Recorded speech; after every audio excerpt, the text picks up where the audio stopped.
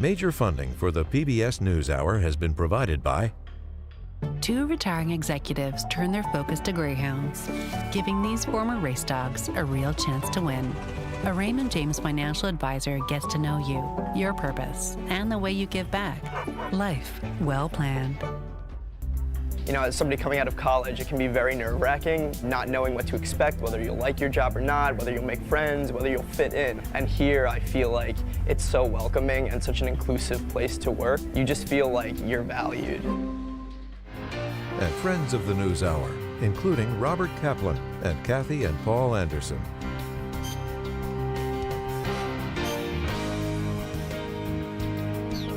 Carnegie Corporation of New York, working to reduce political polarization through philanthropic support for education, democracy, and peace. More information at carnegie.org. And with the ongoing support of these individuals and institutions.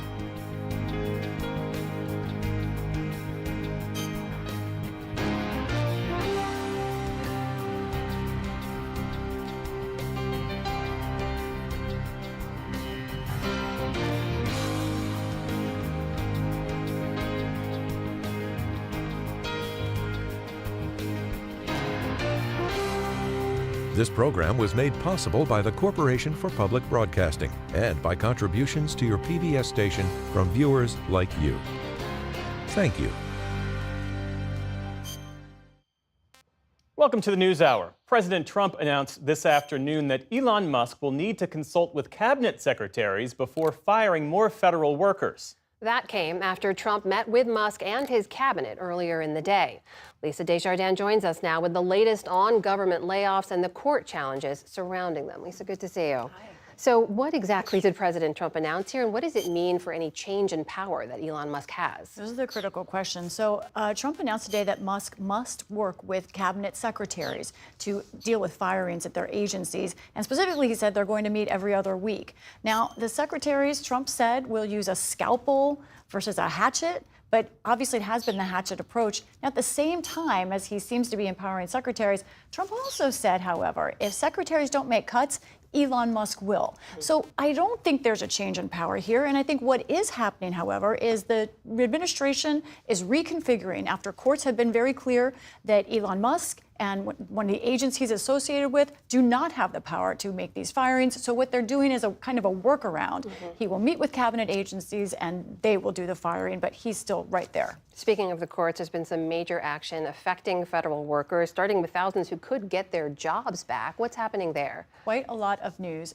That first one has to do with the U.S. Department of Agriculture specifically, where we know now about 6,000 probationary workers were fired. Now, in a ruling, this decision is from a critical agency that people don't talk about a lot called the Merit System Protection Board. Now, in this ruling that came out just late last night, the chair of that organization wrote that probationary workers fired that had those in their jobs a year or less and who were sent the same dismissal letter. The chair wrote that I find that there are reasonable grounds to believe that the agency, USDA, terminated the aforementioned probationary employees in violation of U.S. law. Now, the ruling, when you get into it, finds a number of reasons that this was in violation, but overall, the idea here is that mass firings are not allowed under statute, the way they've been done in a generic form. Now, I want to talk about where we are overall with firings. So if you look at that USDA change there from that granting, it's in addition to GSA, that is the General Services Administration, they have had 600 new firings. At the Department of Ed, there are thousands waiting tonight to see if they will be fired. Now, then you put in those 6,000 that have been ordered to have their jobs reinstated, as I just reported. Altogether, Amna, by my total, we still have about 31,000 at least people who have been fired. One other important development, this one in Trump's favor.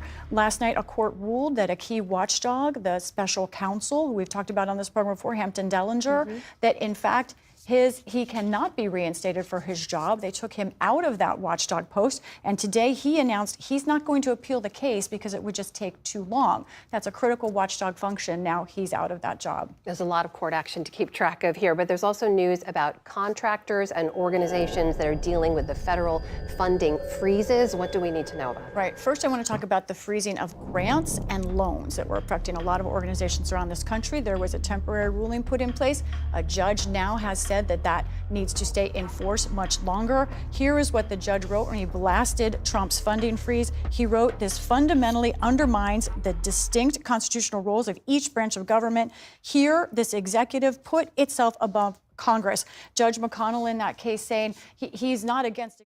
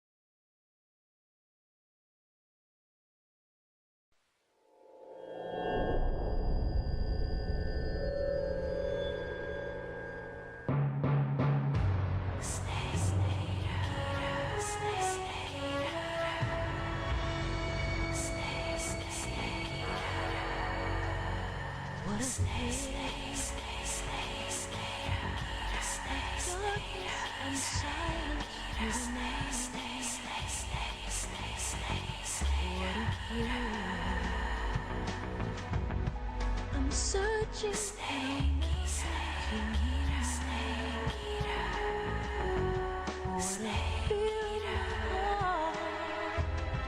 but you're so supreme. I give my life not for honor, but for you. In my time, there'll be no one else. Crime, it's the way I'd like to you. I'm still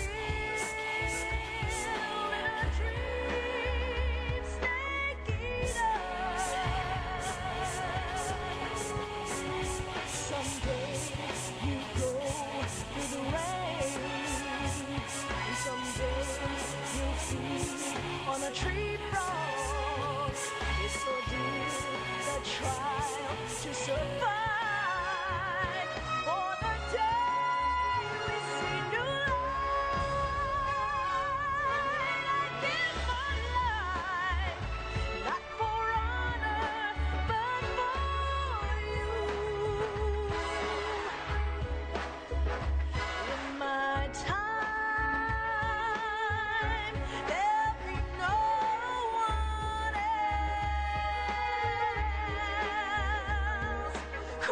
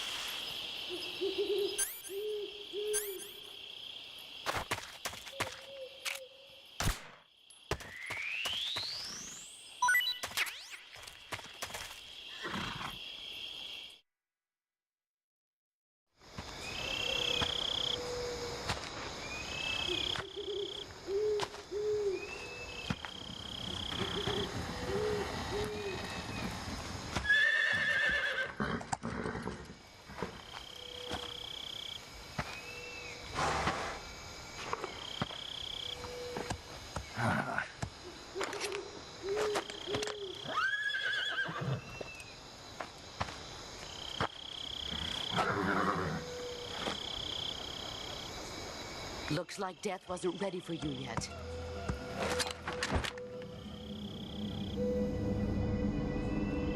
Boss.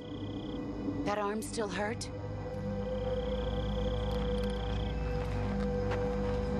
What are you doing here?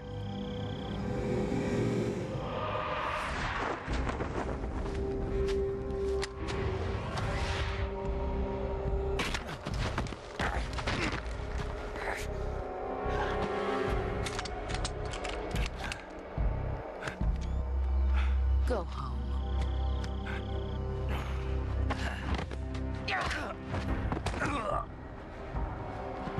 Go home.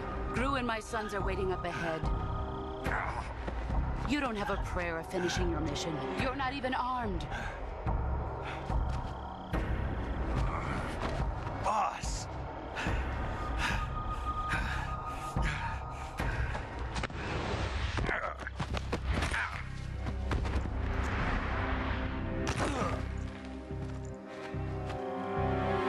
I'm not your boss anymore. There's nothing for you here. Go home. Go back to your boss. There's no need to prove that you are virtuous here. This isn't America.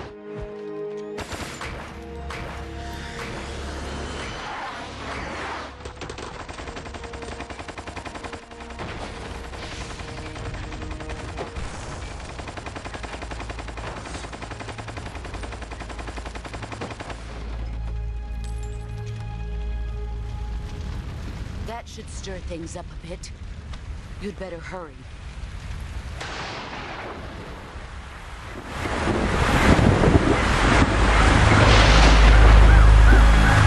The border is 60 miles south of here. You ought to be able to run that far.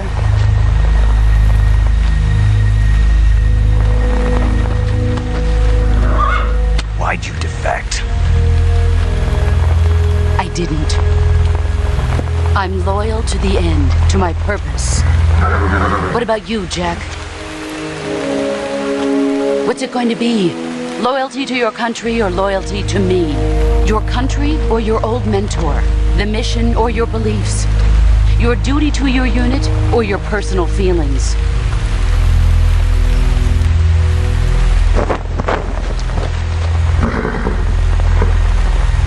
You don't know the truth yet. But sooner or later, you'll have to choose.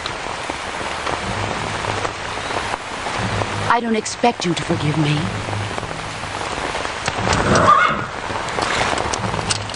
But you can't defeat me either. You know me too well.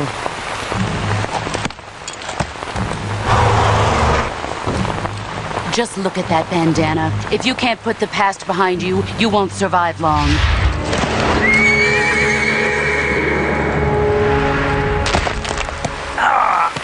If we meet again, I'll kill you.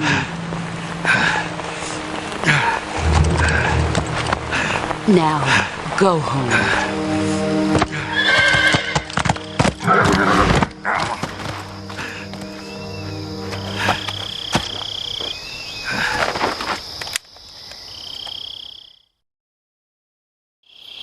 This is Snake. Major Zero. I read you, Snake. I was ambushed by the boss. You were what? The drone's been shot to hell. It's up in flames. That's not good. Enemy scouts are going to come looking for you. Yeah, I know. But what was the boss doing here in the first place? There's got to be a leak somewhere. No, that's impossible.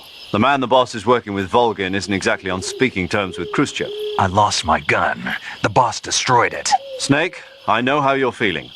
It's hard for me to believe, too, that a legendary hero like the boss would go over to the Russians.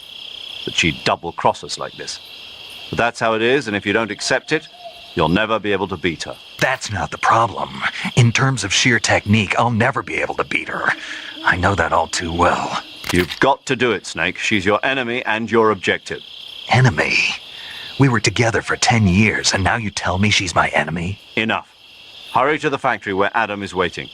Scouts have probably already been sent out to investigate the explosion. You've lost your weapon, right? That means you've got no chance of winning in a battle situation. Whatever you do, don't let them see you.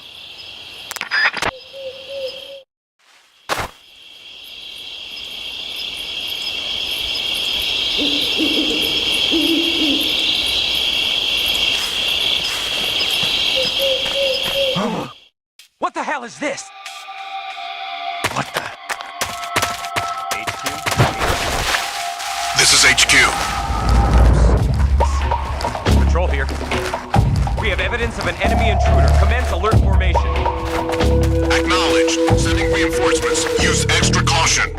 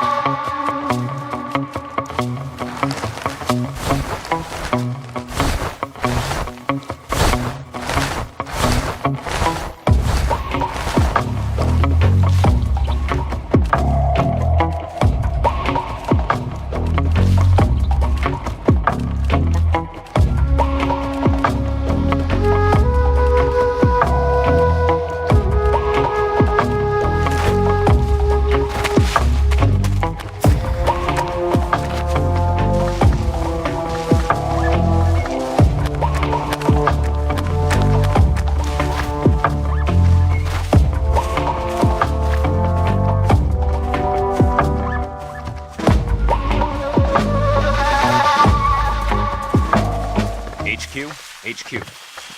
This is HQ. Who's that? Understood. Return to your position.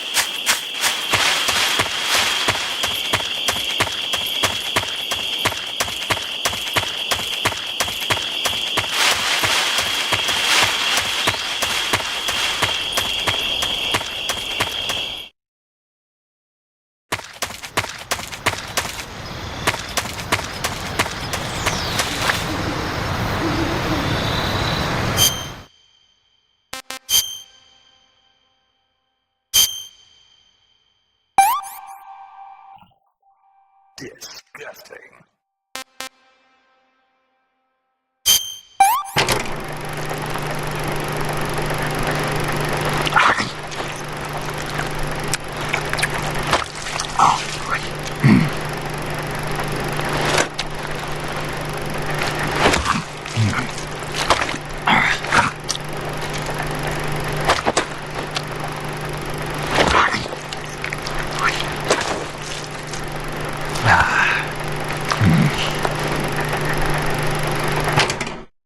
Tasty.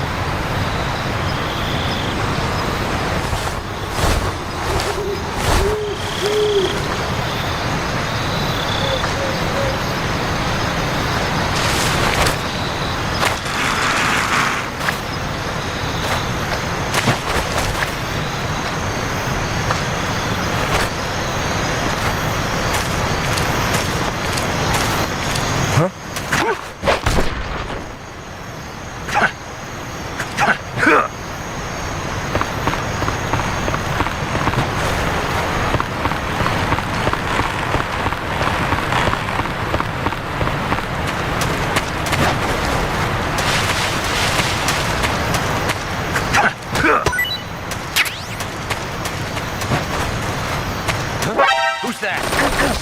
Radio!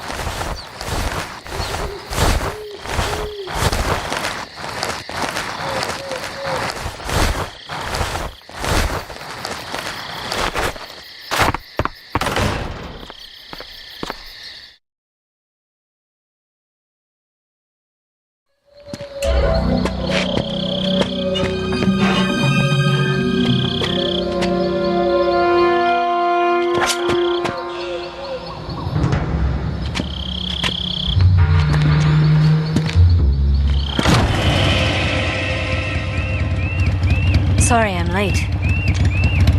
Cut the engine. They'll hear us. Are you the agent they sent? Are you Adam? I thought you were supposed to be a man. Adam couldn't make it. All right, say the password. Who are the Patriots? Who are the Patriots? Answer me!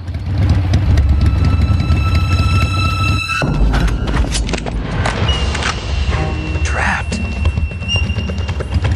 Get down!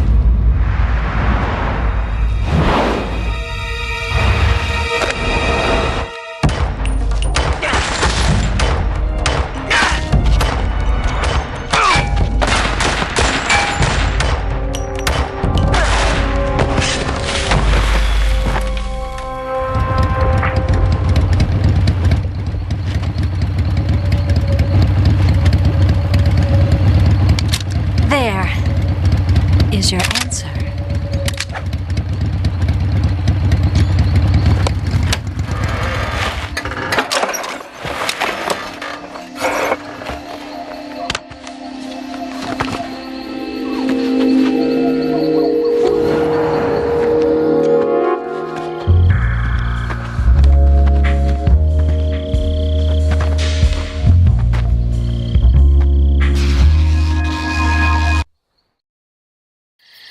She's right, Snake. You should get some sleep. Although in your condition, you really ought to be back in the ICU. Whenever you save the game and quit, you'll go to sleep. Sleeping allows you to gain back stamina naturally. Depending on how long you sleep, you may also recover naturally from sickness and injury. When you're tired or hurt, the best thing to do is just get some sleep. So do yourself a favor and take a nap. Doctor's orders, okay? Yeah, okay.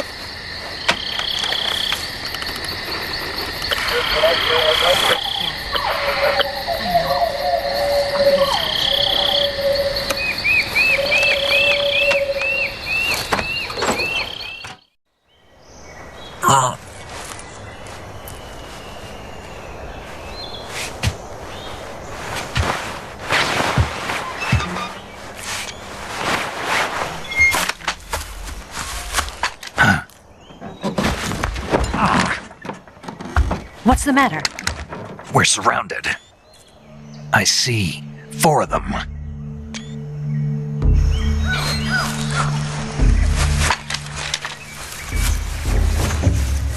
We've got company. It's the Ocelot unit. Let's get out of here. Hurry. Don't forget your gear. Here, give me a hand.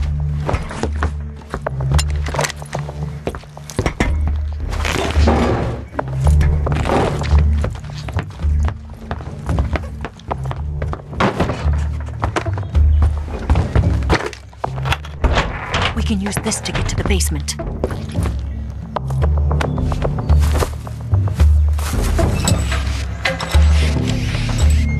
Damn it!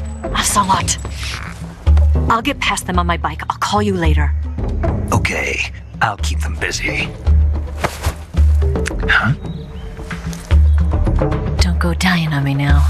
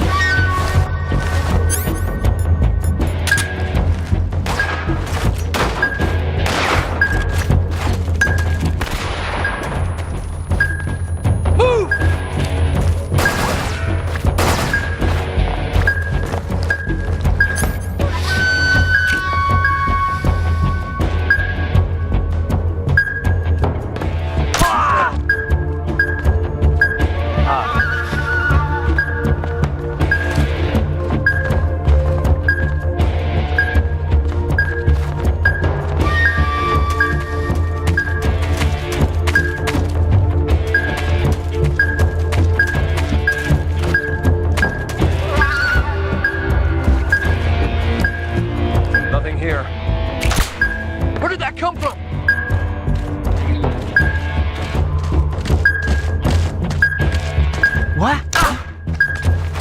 I see him!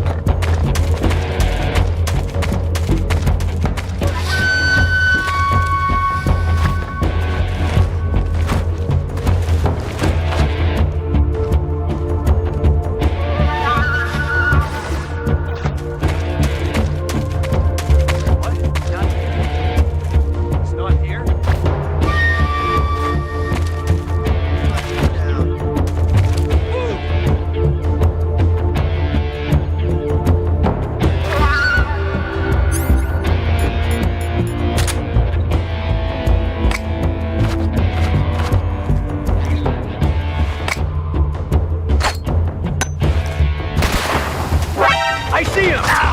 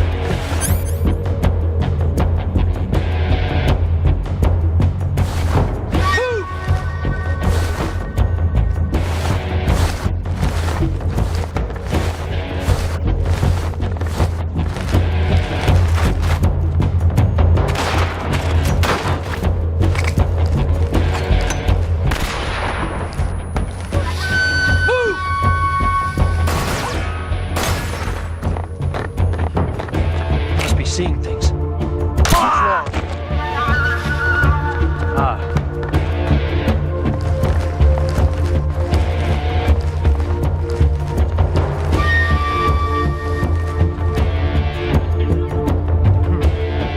be seeing things.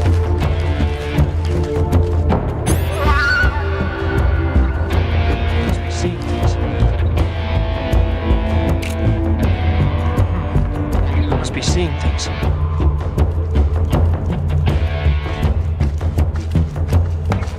What's wrong? Huh? I see him!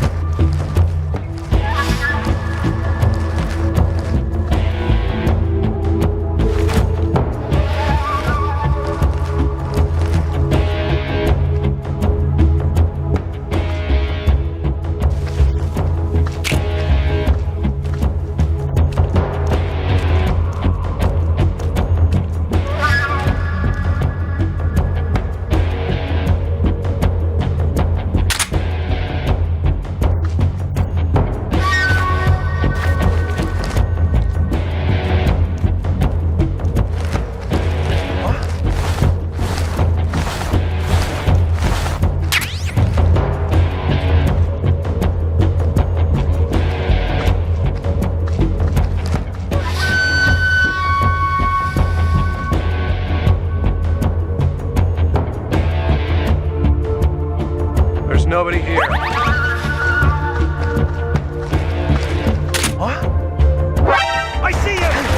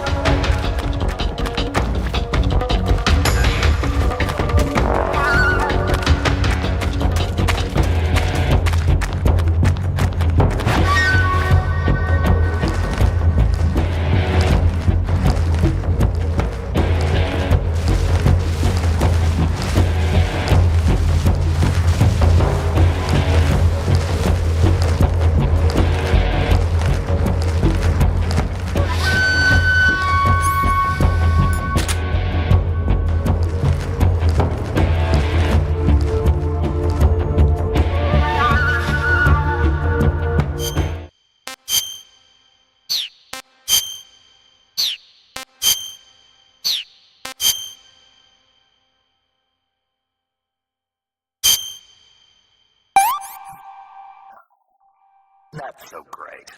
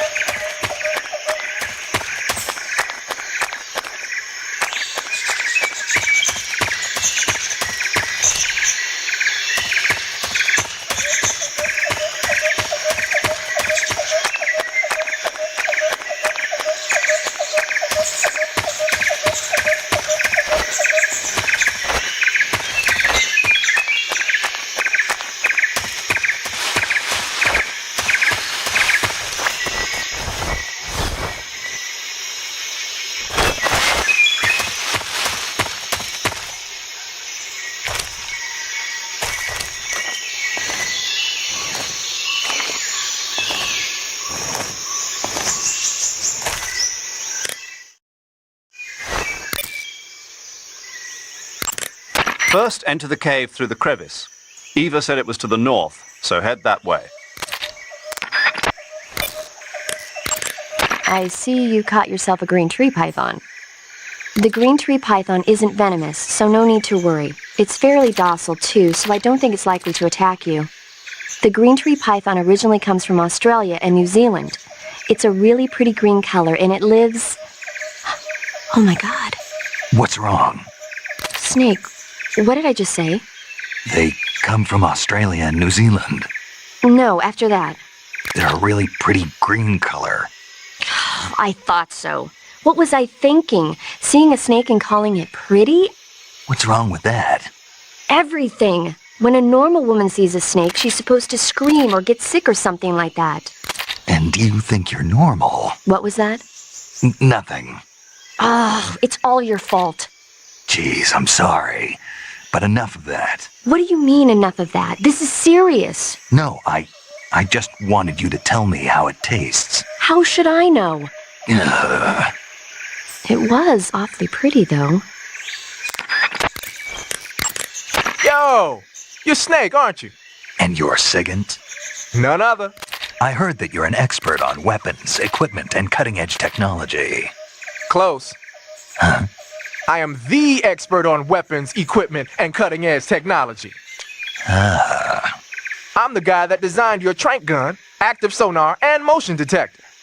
If you want to know anything about weapons or equipment you find in the field, just send me a message and ask. Later.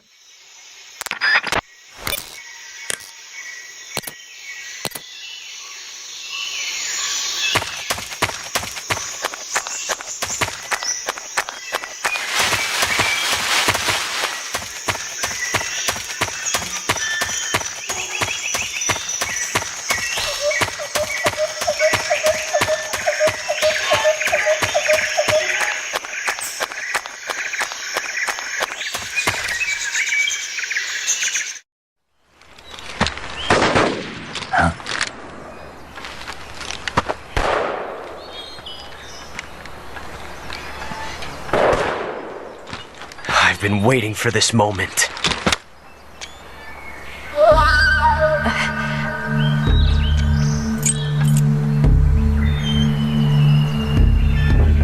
That's it! That's the stance! I don't think so. What? A female spy?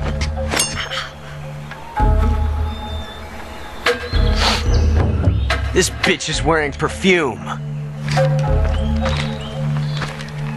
Stay where you are. I've had enough of your judo. I see you've got yourself a single-action army. That's right. There'll be no accidents this time. You call that an accident? Well, it wouldn't have happened if you hadn't been showing off. What did you say? It's a nice gun, I'll give you that. But the engraving gives you no tactical advantage whatsoever. Unless you were planning to auction it off as a collector's item. And you're forgetting one more very basic thing. You don't have what it takes to kill me.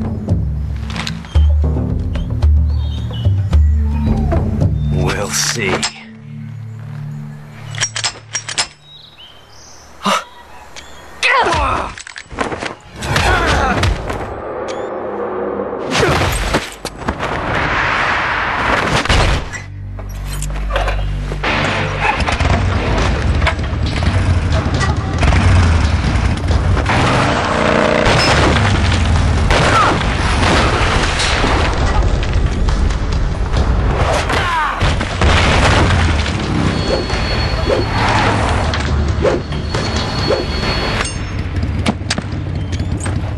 Shots.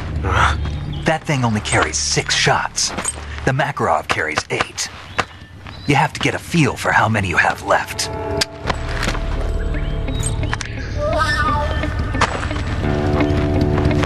This is a high-class weapon. It's not meant for shooting people. Damn!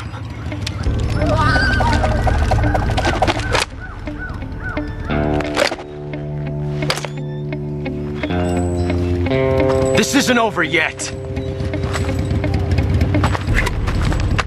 Don't. Why? He's still young. You'll regret stopping me. Damn it! I've got to get that before he does.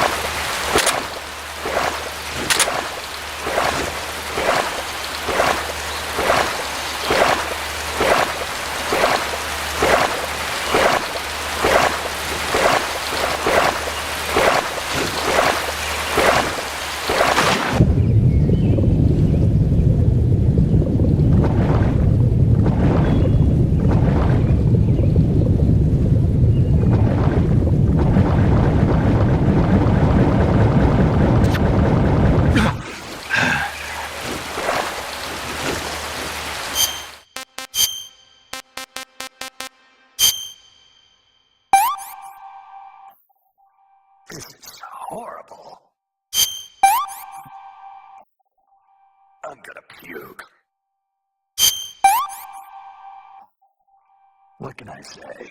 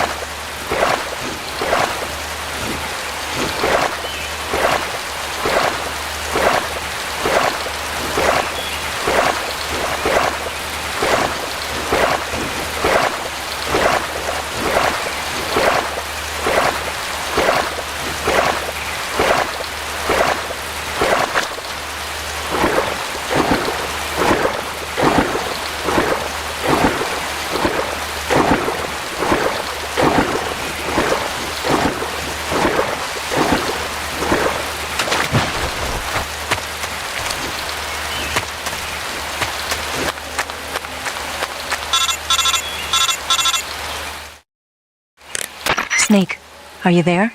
Eva, Did you miss me? did you make it without any trouble? No one saw me. So you're back with Volgin. In a matter of speaking. What about the boss? Yeah, she's here too. Better be careful. Thanks, I will. The boss and I get along pretty well, though. I guess we traitors have a lot in common. Why would anyone want to defect? Betraying your country like that, I just don't get it. Are you talking about the boss? Why do you do it? Weren't you born and raised in America? Yes, in a small rural town. I never even knew there were other countries, other cultures, other ways of thinking, until I went to work for the NSA. And one day, I'd found I'd lost faith in the things I'd been taking for granted. What did you see? What was it that made you want to change sides? You wouldn't believe me if I told you. Try me. I saw the universe. The universe? Not the actual universe. The universe as the intelligence community sees it. I realized that the gravity in this universe was holding me back. That's all. People and countries are both changed by their environment and by the times. That sounds like what the boss was saying. There's a world of difference between this country and America. But it's only a difference of position, a difference of perspective. Coming here made me realize something. Half of what I'd been told was a complete and utter lie. The other half was a conveniently constructed lie. Where's the truth then? It's hidden in the lies. Are you lying too? Who knows? I've been trained to make even the most severe falsehood sound like the honest truth. Weren't you? No. I believe because I have to, even if it is a lie. That's part of my mission. I'll have to remember that. If you need me, give me a call on the radio. My frequency is 142.52. See ya.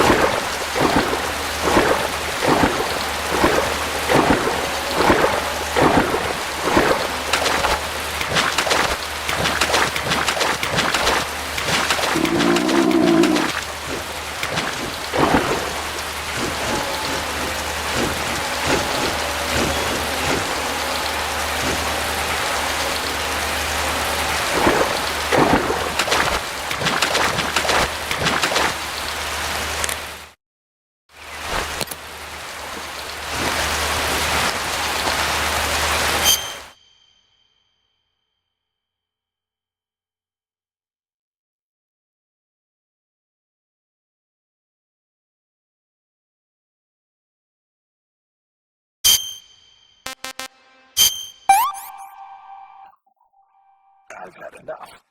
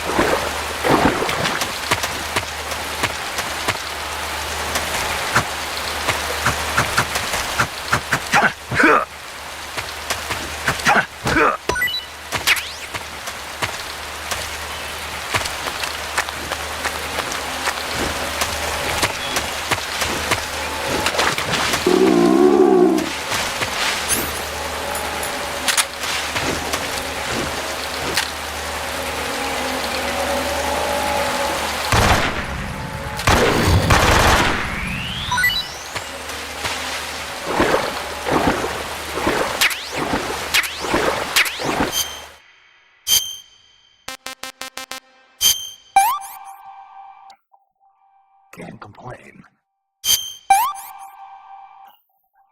What can I say? Not too bad.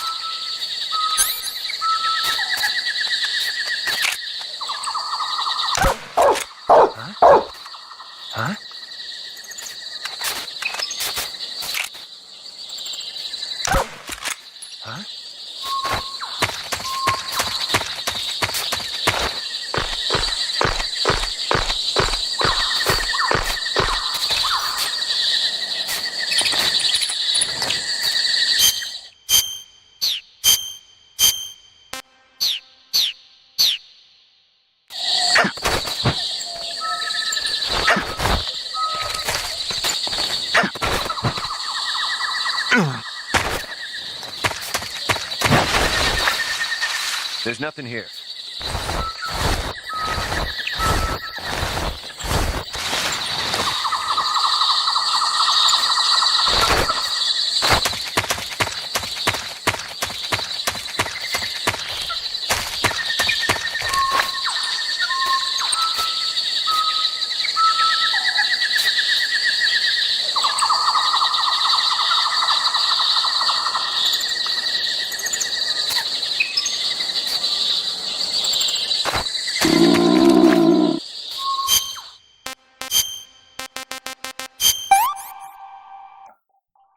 Pretty tasty.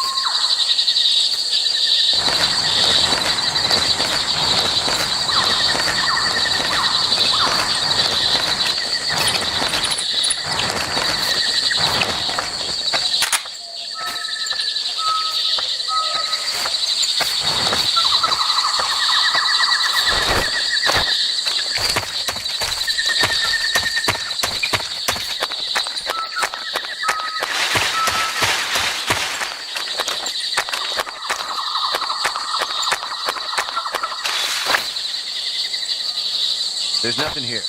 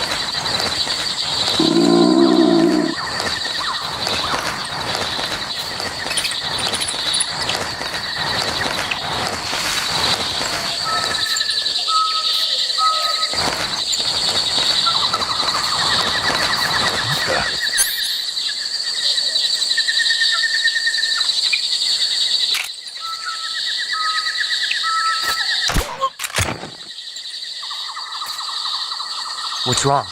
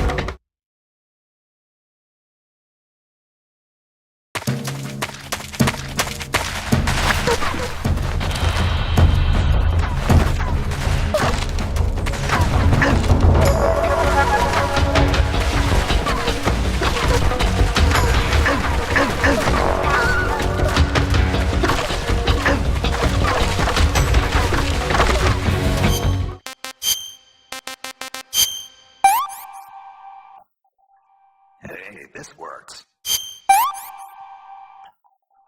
Pretty tasty.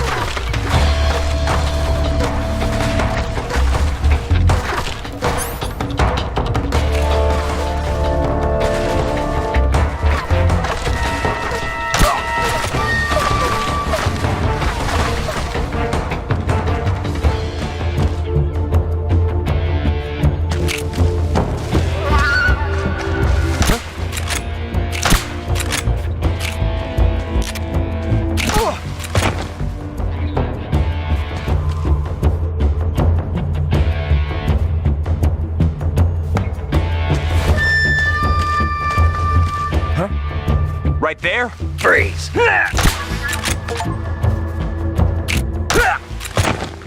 please respond. This is HQ. Patrol here. We've lost sight of the intruder. Going into high alert. Acknowledged. The enemy is still nearby. Pursue and engage him.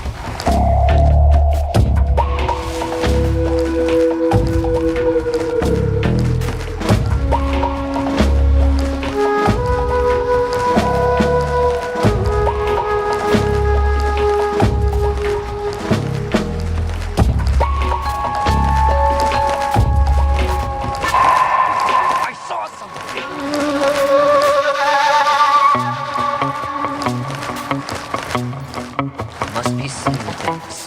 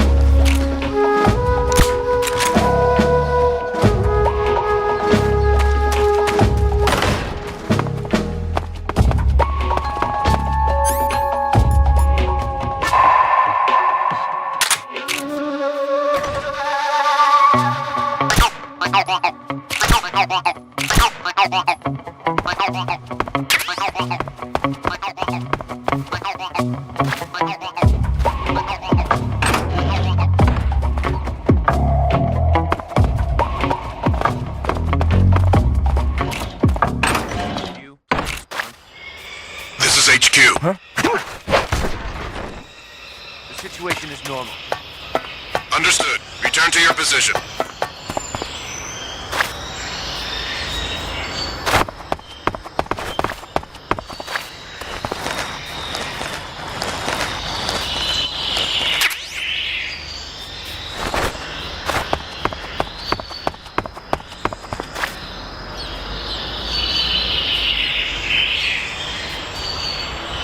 We're under attack! Come in, HQ. This is HQ. The enemy is attacking from an unknown position. Begin the alert status. Acknowledged. Keep your eyes open.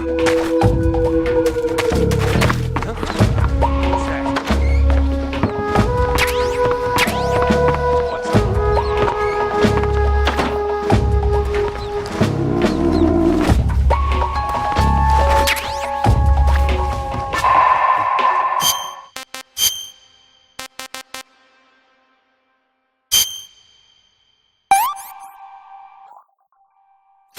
damn good.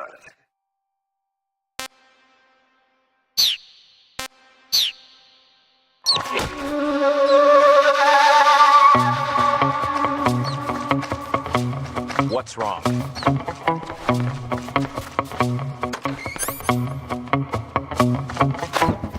What's that?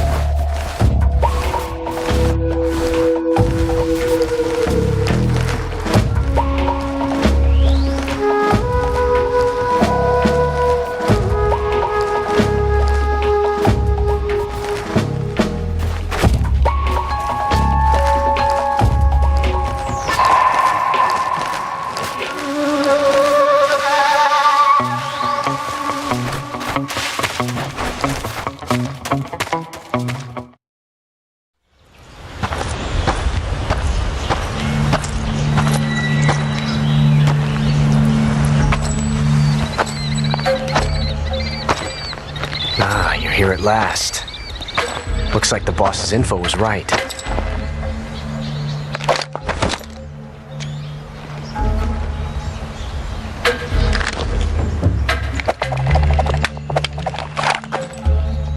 Twice now you've made me taste bitter defeat.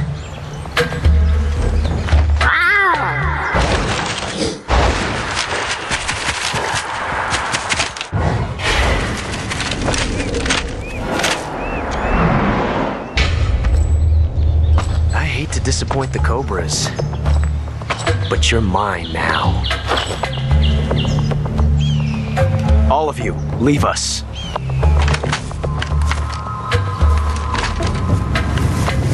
It's just you and me. No one to get in our way.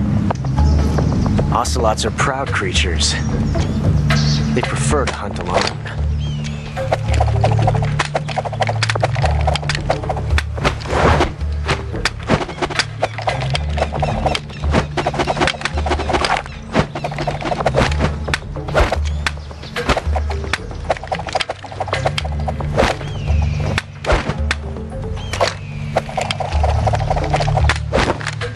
Shots.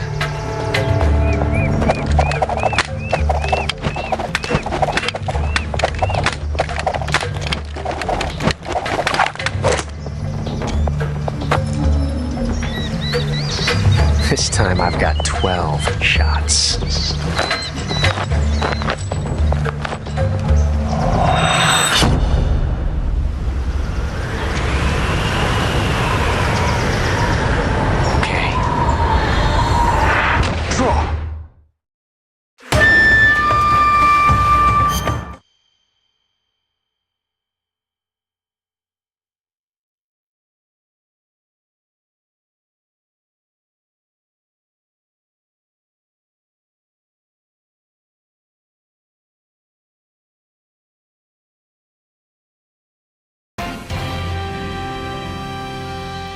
Good evening. In the day's other news, the Trump administration today once again put Europe on notice as European leaders met to try and coalesce around a new defense plan. President Trump said he would selectively abide by Article 5, which commits the U.S. to defend NATO countries. And a senior official blamed Ukraine itself for the U.S. pause on military and intelligence support ahead of a planned U.S.-Ukraine meeting next week. Here's Nick Schifrin with more. I view NATO as potentially good, but you gotta get some good thinking in NATO. Today in the White House, President Trump questioned one of the U.S.'s most consequential commitments: to defend any NATO country that is attacked. If they don't pay, I'm not gonna defend them. No, I'm not gonna defend them. President Trump has long complained that European countries don't spend enough on defense. Today, 23 of 32 spend at least 2% of their GDP on defense, but President Trump doubts their commitment to common defense known as Article 5. Europeans are trying to erase those doubts, and tonight endorsed a rearm plan, expanding the EU's defense spending by $800 billion. And giving governments money to invest in Ukrainian weapons or buy American weapons to send to Ukraine. Polish President Andrzej Duda speaking at NATO. If the whole of NATO does not increase their defense spending, then unfortunately, possibly, Vladimir Putin would be eager to attack again because there would not be enough of a deterrent. On the red carpet in Brussels today, Europe and Ukraine standing shoulder to shoulder. You made a strong signal to Ukrainian people, to Ukrainian warriors, to civilians, to all our families, and it's great that we are not alone. We feel it and we know it. But Ukraine also feels nightly Russian attacks. And once again today, Russia struck a civilian target, this time a hotel in President Zelensky's hometown in southern Ukraine, where American volunteers were staying, including Adam. I'm sure there's a reason that we've all survived, and it's so that we can continue to help Ukraine for as long as it takes. Ukraine is a wonderful country and is an example to the world for democracy, freedom. Very candidly, they brought it on themselves. But 5,000 miles away, Special Envoy to Ukraine and Russia, Keith Kellogg, blames Zelensky for the U.S. decision to pause intelligence and military aid. You don't negotiate peace discussions in public. You don't try to challenge the President of the United States in the Oval Office that, in fact, you need to side with me and not the Russians. It's sort of like hitting a mule with a 2x4 across the nose. You got their attention. This is one of those, listen to me. We're serious about this. And you need to understand we're serious about this. And this is one of the ways we made sure they understood. And he suggested the meeting between Special Envoy Steve Witkoff and Russian President Vladimir Putin produced an understanding. We are aware, it's sort of like a quid pro quo, where you want to go and what you want to do, and the discussions that were made. And it's their term sheet, essentially? Well, I use the term sheet, and term sheets, the answer is, yeah, in generalization. Ukrainian soldiers and their commanders have described U.S. policy shifts as a betrayal, as voiced today by Ukraine's former army chief and current ambassador to London, Valery Zaluzhny. It is not only Russia and the Axis that is trying to destroy the world order, but the United States of America is actually destroying it completely. Senior Trump officials say that is not the president's intention, but they say he does intend to unsettle and disrupt, and Ukraine feels that its survival is at stake. For the PBS NewsHour, I'm Nick Schifrin. Meanwhile, on Capitol Hill, the House voted to censure Democrat Al Green today for disrupting President Trump's address to Congress earlier this week. 10 Democrats joined Republican members in passing the resolution. The House to come to order. Clear the well, please. Clear the well. The House has to continue its business. A chaotic scene followed the vote as some 20 fellow Democrats joined Green in singing "We Shall Overcome" and refused to leave the well of the chamber. Speaker Mike Johnson eventually declared the House in recess. Later on the House floor, Green defended his protests and addressed the president.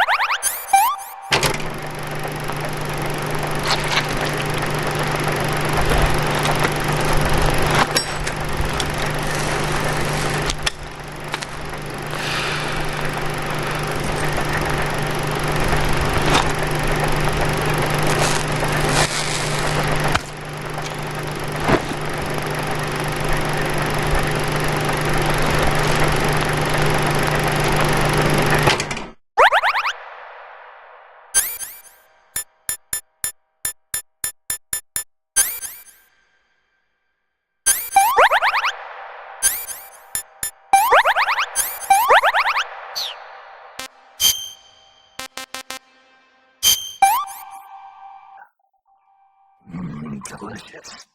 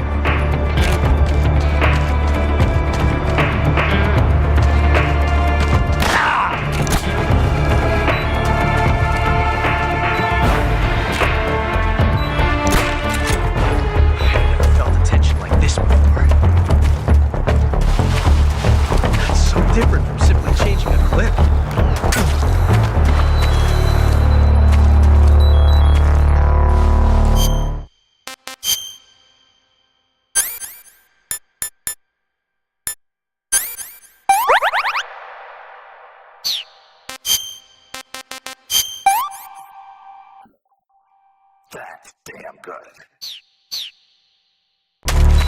This reload time is exhilarating.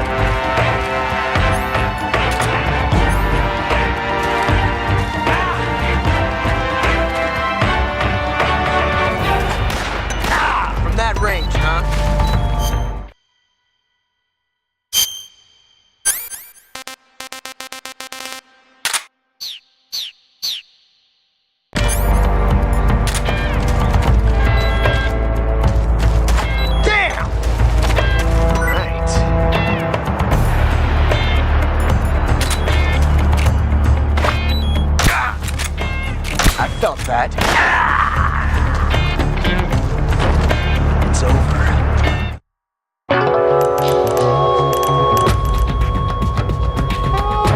Snake, what happened? Snake! Snake!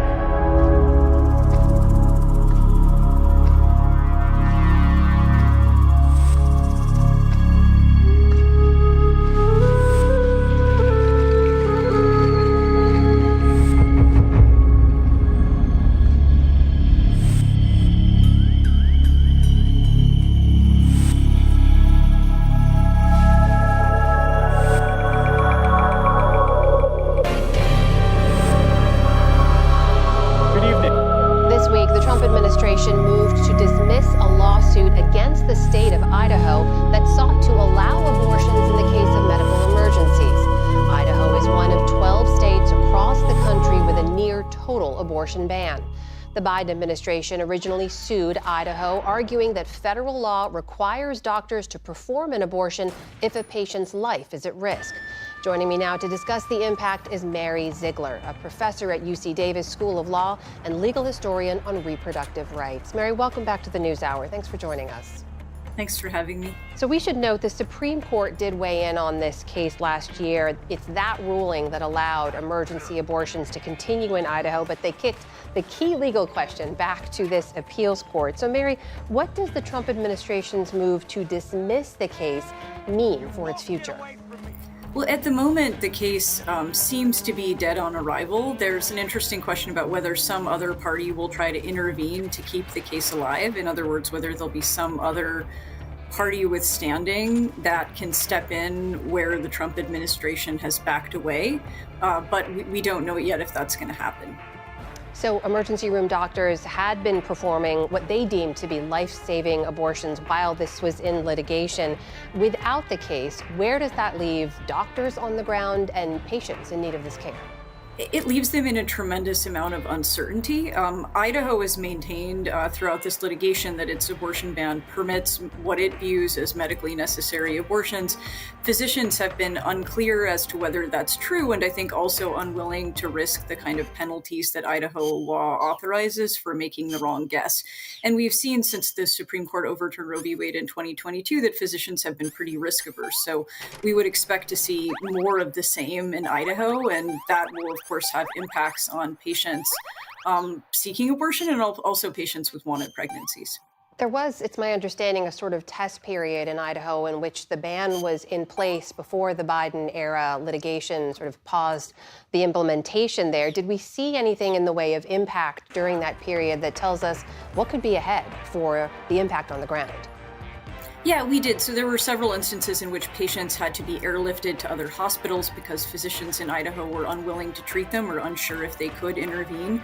Again, I think Idaho maintained that that was an overreaction by physicians, but we're going to see more of the same almost inevitably because physicians are unwilling to risk their liberty and livelihoods on guessing whether their conduct will fit within an exception, and we'd expect to see more of the same as this law goes back into effect. So more broadly, in terms of the implication here, I mean, what does this signal to you about how this Trump administration views and plans to interpret federal laws that are designed to protect emergency or urgent care when they bump up against state laws, like state abortion bans that conflict with that? Yeah, I mean, one of the things I think that's telling is that the Trump administration hasn't been particularly vocal about its positions on abortion. It hasn't been something that President Trump has been foregrounding. But I think slowly and without a lot of fanfare, we're starting to see the Trump administration bringing policy into alignment with the preferences of the anti-abortion movement. And of course, there are other things we're waiting to see on that front too, most notably access to mifepristone, which is a drug used in more than half of all abortions in the United States. This week, the Trump administration asked a judge, Matthew Kaczmarek, for more time to review the administration's position on mifepristone in critically important litigation going forward. So I think this is a sign that there's going to be more to come from the Trump administration in moving policy in a pretty radically or considerably conservative direction when it comes to abortion. Related to mifepristone access, there was Mr. Trump's pick to lead the FDA. Dr. Marty Makary, who was in his confirmation hearing on Capitol Hill today, was asked about access to that abortion pill and would only say that he has no preconceived plans on mifepristone policy. So do you foresee access to mifepristone going away under new FDA leadership? It seems pretty likely that access to mifepristone will change. I don't know if the FDA and the Trump administration will move to entirely eliminate mifepristone access, for example, by using the Comstock Act or just removing mifepristone from the market, or if instead the Trump administration will roll back restrictions that had been in place in mifepristone and eliminate telehealth access to it. But it seems like that's the bare minimum we're likely to see. I think it's more likely to be a question of when rather than if. Mary Ziegler from UC Davis School of Law. Always good to speak with you. Thank you so much for making the time. Appreciate it. Thanks for having me.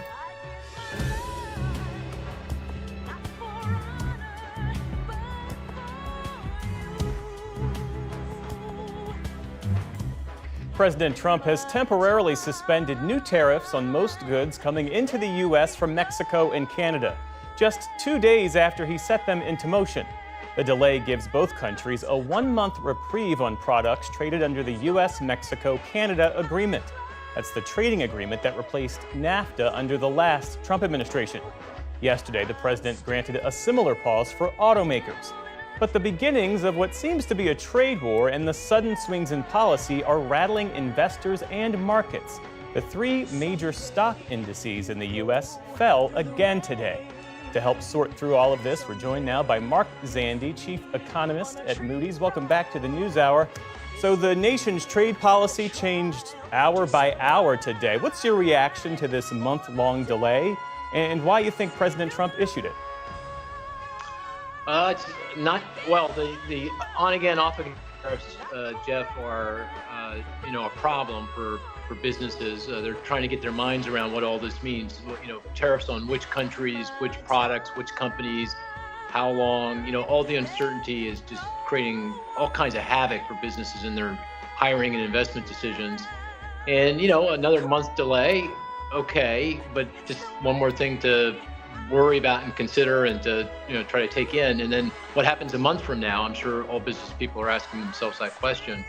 So not until we get clarity around the tariffs, exactly how high they're going to be and on which countries, which products.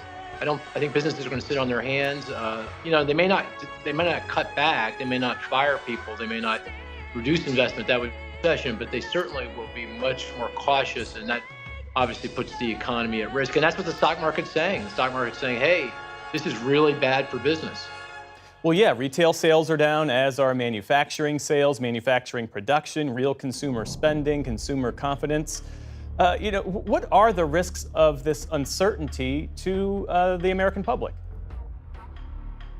Well, clearly it slows the economy down. I mean, just to put this into a little bit of context, the economy came into the year performing very well, had an exceptional year in 2024, lots of growth, lots of jobs, unemployment 4%, very, very low. So looked like it could weather a lot of storms, but the tariffs is stacking up to be a pretty significant storm.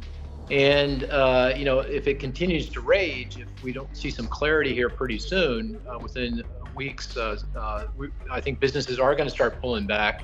We are going to start to see job loss. We potentially could suffer a recession. Now, in President Trump's first term, we kind of sort of went down this path to a significant degree, and the president was very responsive to what he saw in the stock market. The stock market sold off. He was listening to business people, and he ultimately struck a deal with the Chinese. That's whom he imposed the tariffs on, and things cooled off. Life went on, and we made our way through. Hopefully, that's the same thing that happens here relatively soon, very soon. That he does decide to figure out how to strike a deal and cool things off and get back to business. Because if he doesn't, if the administration doesn't do this, then we're going to be facing a recession, and that means job loss and lost income and lost wealth.